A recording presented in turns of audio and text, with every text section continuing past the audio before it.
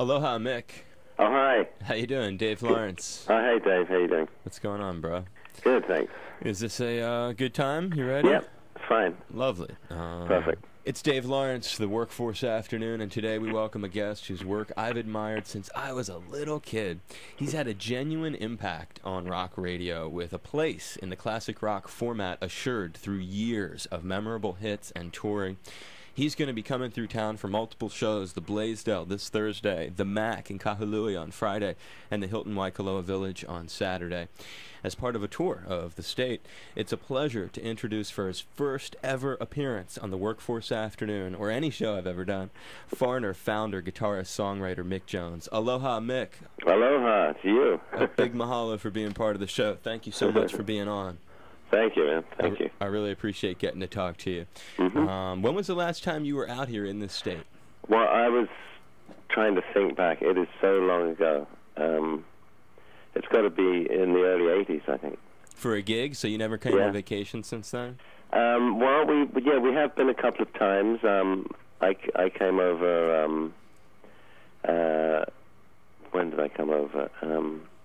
About a year ago to Kauai. Oh, there we go. Yeah. So I've had a recent feel of the islands.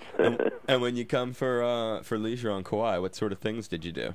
Oh, just quite a lot of just biking around, and took a jeep, went to the different beaches, and just spent time laying back and. Did you take helicopter tours?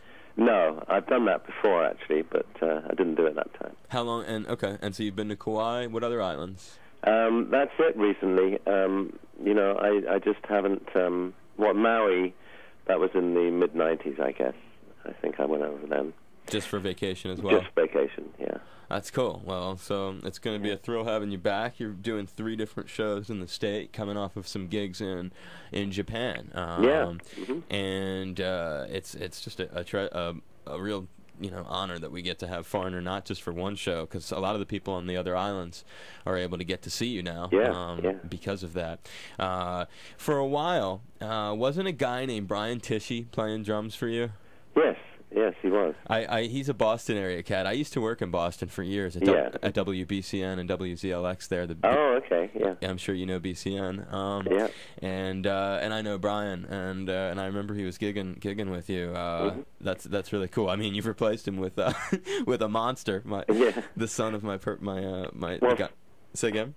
Yeah, funnily enough, Jason broke his wrist just last fall, and it was on a time off a little bit, but then there were 2 or 3 shows that came up, and his wrist was still broken, so he actually called Brian himself and had Brian sit in for him for 3 shows. That's cool. Yeah. That's solid. There's a lot of mutual respect there, both. I just had. I'm a drummer too, Mick, by the way. So. Oh, okay. And I always talk about it on my show, and listeners. Well, somebody's got to do it. Yeah. And the listeners are used to hearing about it. And I just had Jason on, and we had a magical conversation, because John Bonham's the dude who got me to. If it wasn't for John Bonham, I wouldn't even be playing drums. So you can imagine everybody. Nor would he. Say again. Nor would Jason. Yeah. Well, that's something we have in common. That's a cool way of putting it. I didn't even think of. But that's cool. Jason recommended Brian. And Jason's I also know Carmine Apiece really well, and his brother Vinny, who's in the Sabbath thing. So, and Jason talks really highly. That's cool about Jason, is he speaks really highly of a lot of other people. Zach Starkey. He's a wonderful person to have in your band. Did you ever meet him when he was a little kid? Yeah. Tell me about when you first met him. About 18. Not a little kid, but he was, he was 18, and he was a huge fan of Foreigner. And that's got to be in the mid-'80s, I guess, too, sometime. When he was with Virginia Woolf. That's right, yeah. Yeah, I've followed him for a long time. I've always admired both his playing, and he's very creative. His solos and stuff. He is such a creative guy. Yeah, that's what I found about him. He's like, because a lot of people are like, oh, that's just John Bonham's son. It's like, nah, that's not it at all. This dude is his own thing, and he's such a. And then when I heard he was part of your band, I was like, Mick's made a solid move bringing him into Foreigner. So I commend you on that. He's great always foundation with him and Jeff Bilson on bass. It's wonderful like that. You know, you're really smart. You know, you've got a good mind when you thought to get him to be part. Was that a Phil Carson move, or did you do that on yourself?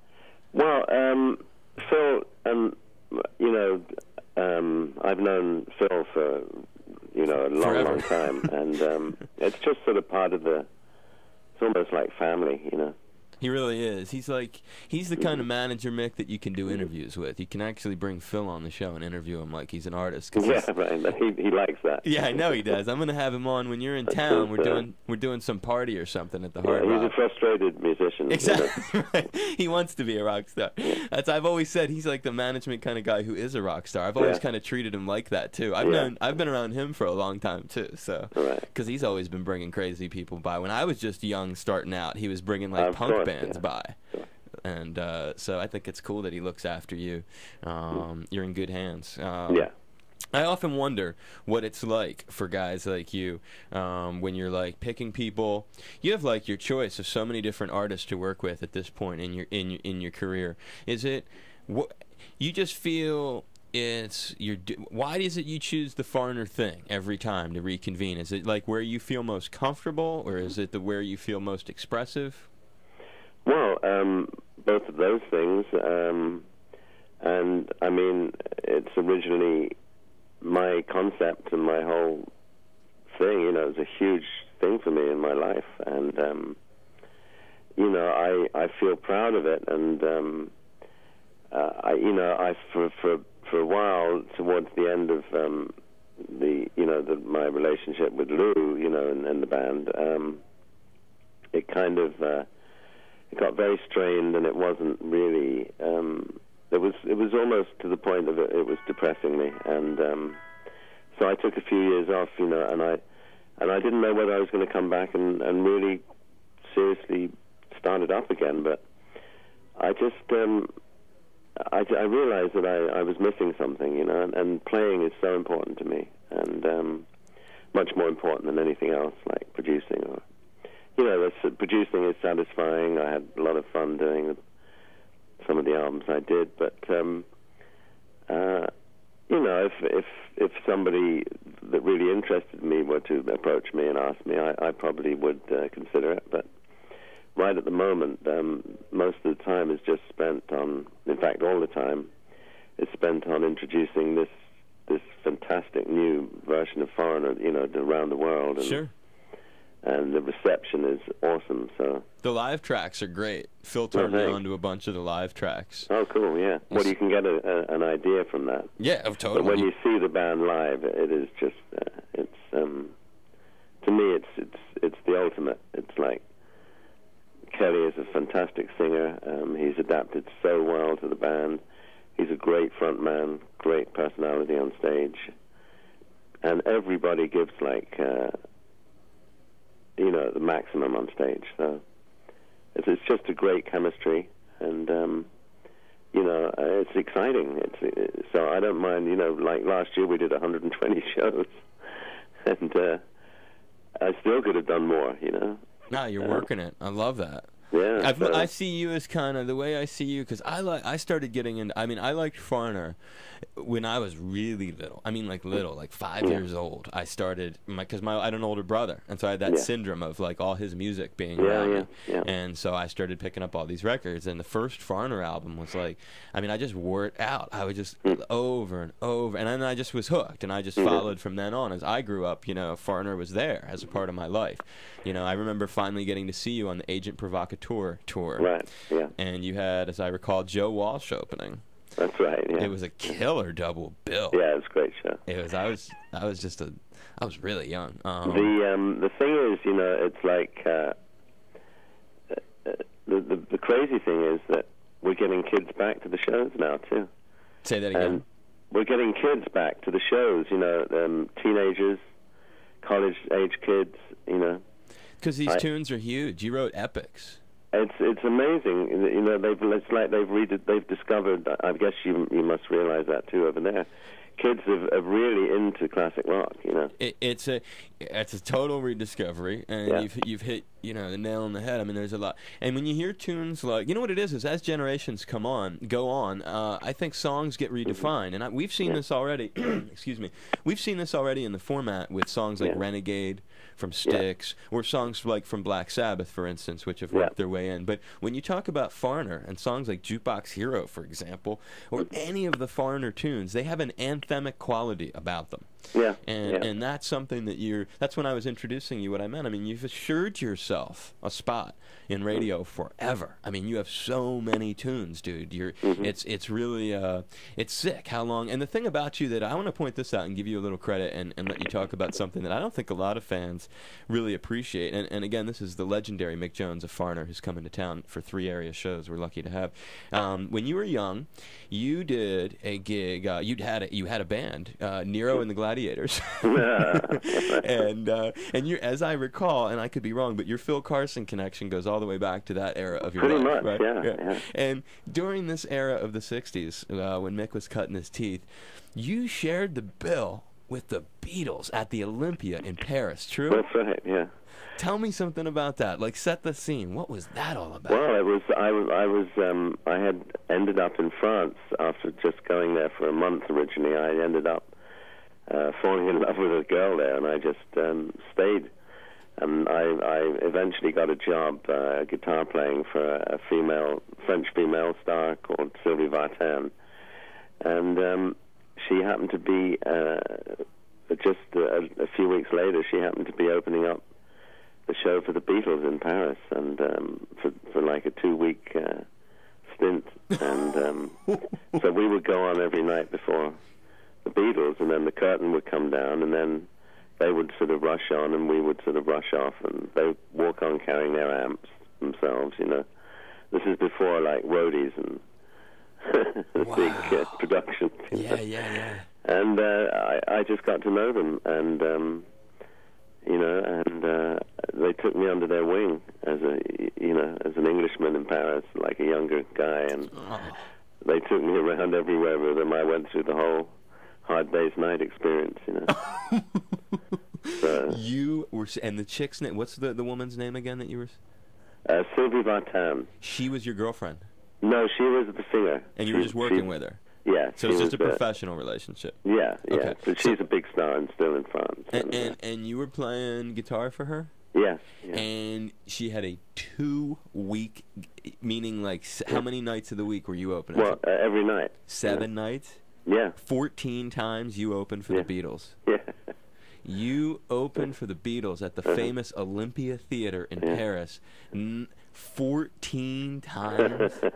It's funny, I was reminiscing with it. I saw Ringo a couple of weeks ago in Los Angeles. I still see a bit of him, and I saw George over the years a number of times, and Paul I see from time to time. They all remember you? Oh, yeah. Were you tight with John Lennon? Well, he's the one that first broke the ice with me. He's the one that first realized I was English, and they were protected. Eventually it so happens that my stepson Mark Ronson, who's a pretty famous producer and DJ these days, grew up with Sean Lennon, and they were the best of friends growing up. Sean's cool. So I got to, in a sort of roundabout way, I got to watch Sean growing up with Mark, and so it was sort of a connection there. You would spend personal time around John and his son? Oh no, I never did. When John was my only meeting with John was at that time in Paris. Okay. And the others I saw, the 3 others, funnily enough, I saw. What a cool thing about you, though, Mick. I think, again, that's one of the inspirations for people to come out and see you. It's just because of the long history you have. I mean, you did so much cool stuff even before Foreigner. I mean, I've been very fortunate. I got to hang out and play with Jimi Hendrix. I got to play with Otis Redding. I played in the studio with way back with Jimmy Page and John Paul Jones. That's how my first connection with the Zeppelin thing. What was the Jimmy? Which has led to a long connection, sort of, with the Zeppelin thing between Phil Carson and your drummer. What was the band you just named? You'd rattled off Jimi Hendrix. When was that all about? When was that? Well, he was again in France, and I was still in France, and we ended up taking him on a tour, the first tour ever that he'd ever done with the Experience. It was to do a little tour of northern France, like out of the spotlight, and just before he was preparing his sort of release of Hey Joe in England, and he was opening for you. Yeah. And you were playing with this woman again. This is the same. No, another. I'd graduated to like the big rock icon in France called Johnny Hallyday. He's a huge star still, and you had graduated. I like the way you refer to that. And you had. That's how I got to meet all these people and play with all these people, from doing and producing sessions for him in London and traveling to the States, and it was just a great schooling when I was in my early 20s. So. I would say so, Mick. I mean, especially looking back on it, looking how life turned out for all of these artists and everything, to say to yourself, we opened for the Beatles, and we had Jimmy open for us, and do tours. Not bad. Yeah, it's good stuff. I like it because you can you can make the whatever. When you put it into one sentence, it becomes. I know. I've never thought of it that way. It becomes a really cool sentence. It becomes. Yeah, it does. I'll keep that sentence. You should. I'll take a little residual. I remember that one. You're like, my buddy Dave Lawrence came up with that one. That's right. Hey, I have this good friend, and he's always on my show, and his name's Jack, the booking agent, and. He just has rock scoops because he books big tours and stuff, and so as you know, guys like that know before everyone else. So it's helpful when you're a DJ and you have friends like that. And he says to say hi, and he had a name to drop to you. He used to work at this station. You'd never remember. This is like you did some gig, the World Series of Rock, one of those big stadium shows, Madison, Wisconsin, I think it was, 1982. And he was partying with you and some guy you had with you, Rick Sudikoff. You remember Rick? Yeah. He said that's a memory. It might make his teeth numb. Oh yeah. We used to call him Rick Sudafed, I think. Yeah, I thought that was the name you might remember. Yeah, he remembers partying into the night with you. He was a crazy character. He was the local Atlantic rep, A&R guy from Chicago. He said Mick would remember him. Those were the crazy years. Yeah, he said you were very crazy too, but he said you were really cool. I said, but was he cool? He said he was a really nice guy. So I thought that was cool. So hats off to you. Well, brother, I look forward to you coming. We're doing this cool thing. We've got some sort of party. You're going to be there, so hopefully you'll be able to briefly chat with me again on the show, which I would really like. And, we're so looking forward to this. It's again, it's so exciting when we go to a place that I haven't been to, or the band hasn't been to for a long, long time, and and people sort of anticipate, I guess, but and they're curious, and then when they come, they're just blown away, because it's really a strong. And I don't say that lightly, I'm pretty modest as a guy normally, but I'm so proud of this band. And you should be. Yeah. You should be. Dude, you got a world-class drummer in that band. I mean, you got one of the dudes. You have to check the world-class singer out, too. I'm looking forward to him. It's just I don't know him as well. So, I mean, I'm just being honest with you. I don't know that cat as well. It will not be a disappointment at all. No, I have no doubt. It'll be a revelation. I believe it. I'm sure you picked good people. I mean, look what you did with Jason, and that's cool that Jason. I didn't bring that up with him, because I think I had maybe even read that he was the one who recommended him or something like that. Now that you say it, but well, it just came through actually our sax player Tom and rhythm guitar player Tom Gimbel got a tape and got contacted, and we just sent some tracks out for him to Kelly to sing on. And the moment I heard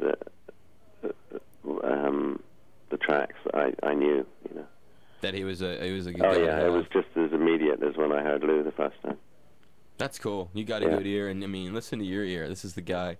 Yeah. It's just, you've been around, dude. Yeah, I'm a little particular. I know you are, but you have put so many tunes in and your tunes, one other thing about your tunes are like multi-format songs. I mean, foreigner songs, you hear them like on stations designed for females or whatever. You know what I mean? Like, it's a multi-format kind of band. Yeah. It's like, it's, and that's, you came up with this stuff, and it's really, it's a remarkable thing. They're anthemic. They really are. Well, that's what's so satisfying. You know, we can travel to the ends of the earth, and people know the songs, you know. Yeah, dude, and that's what getting back to your point about the younger portion of our listeners and who listen to you. And you're right, we share. It's the same thing we're doing. You know, you and I, in a way, selling older music basically to people.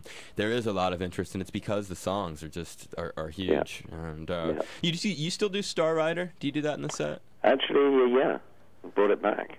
That's my tune right there. All right, well, we'll be doing that. Definitely. Maybe you'll throw that out for me. You'll be like, this one is for Brother Dave. That's my chance to blast out. Dude, that is the jam. You used to do real long, spacey versions of that, didn't you? Yeah, we'll do a pretty spacey version of it. I like that kind of business. Yeah, tickets are on sale now. I encourage people to pick them up. Be there with us. It'll be very special. And also tune in. We'll be broadcasting my show live from the Hard Rock Cafe prior to Foreigner's appearance. And the dudes from Foreigner will hopefully be coming down to that and hanging, and we'll get Mick back on the show there. A gigantic mahalo, a huge thank you. I'm so grateful to have spoken with Foreigner's legendary guitarist, Mick Jones. Thank you, Brother Mick. Thank you. Hi, this is Mick Jones of Foreigner. Aloha. Hi, this is Mick Jones of Foreigner. Aloha. This is the only show that matters. Workforce Afternoon. The Workforce Afternoon. Pardon? The Workforce Afternoon. The Workforce Afternoon. Yeah, sorry. No problem, dude. Hi, this is Mick Jones of Foreigner. Aloha. This is the only show that matters. The Workforce Afternoon with Dave Lawrence. I love it. Aloha, this is Mick Jones of Foreigner, and it's finally my turn to say, hey Dave, it's 420. Aloha, this is Mick Jones of Foreigner, and it's finally my turn to say these magic words. Hey Dave, it's 420. Aloha, this is Mick Jones of Foreigner, and you're listening to... Aloha, this is Mick Jones of Foreigner. You're listening to Dave Lawrence and Sabbath at 6. Is coming up. 6. Okay. All right. Aloha, this is Mick Jones of Foreigner. You're listening to Dave Lawrence, and Sabbath at 6 is coming up.